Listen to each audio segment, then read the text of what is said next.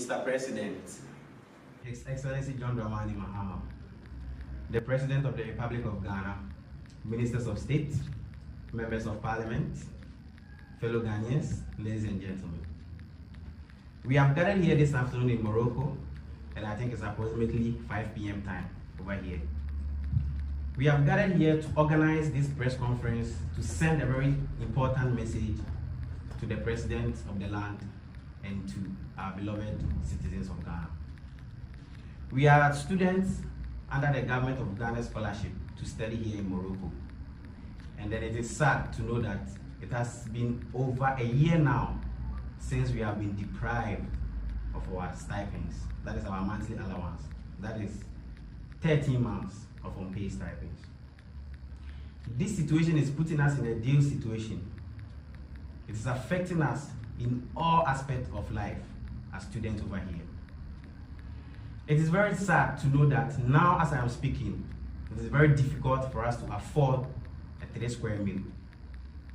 This is negatively impacting our academic success over here because it is very difficult for us to afford transportation to school and back. We cannot talk without talking about the impact on our health as well. We are entitled to receive health allowance every year. And now it will surprise you that it has been 2 years now, 2 academic years, that we have not been paid our health allowance. This health allowance is entitled to cover our daily medication. And now it is sad that whenever we fall sick, we cannot afford medication. Some of my colleagues over here are suffering from chronic diseases like ulcer and asthma. And some of these diseases, they need critical attention and medical attention. But anytime the condition comes, they just struggle without any help because they cannot visit the hospital all the time. And they just suffer whenever the attack comes.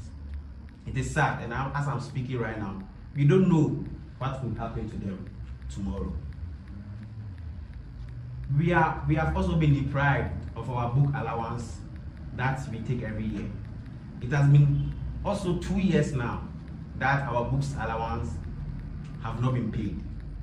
These allowances is entitled to cover our educational materials.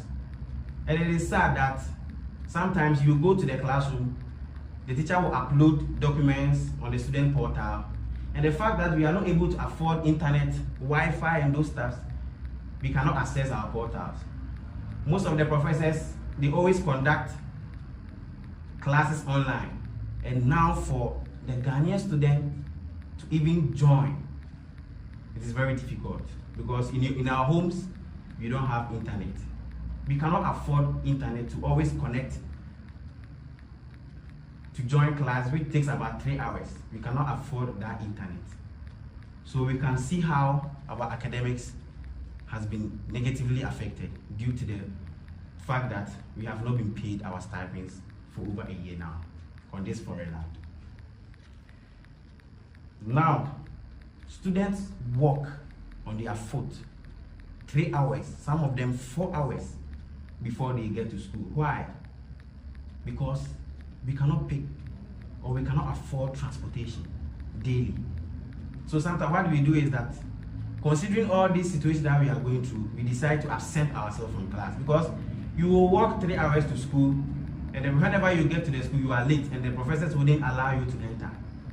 So sometimes we just decide to absent ourselves, and it is affecting our academic performance. We can't do anything about it, and then we can't just sit aloof for this situation to go ahead.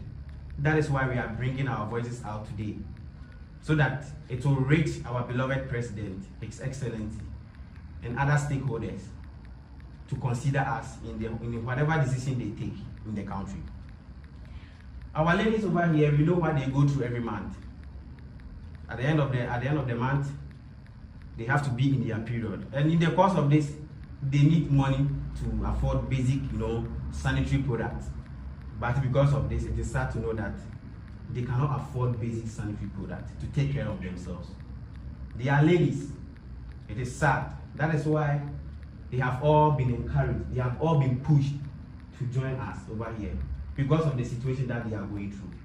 At the end of the month, they cannot take good care of themselves. Why? Because it has been over a year now on this land that we have not been paid our stipends. As I am speaking now, we are in the Church of Pentecost, as you can see. This is where most of the students are residing. Why? Because some of the students, I think 20 of them, have been ejected from their apartment because they are unable to pay their rent. So now they are residing in the church all the time. So on Sundays and Wednesdays, when church activities commence, they have to take their beds outside for the church to work, to take place. And after the church, they bring back their beds to study and to sleep over here. The situation is sad, and then we are calling on stakeholders and our president, His Excellency, to come to our aid. Now, Mr. President, we know that you came to inherit this situation, but we believe that you care about the youth of Ghana. You care about the people of Ghana.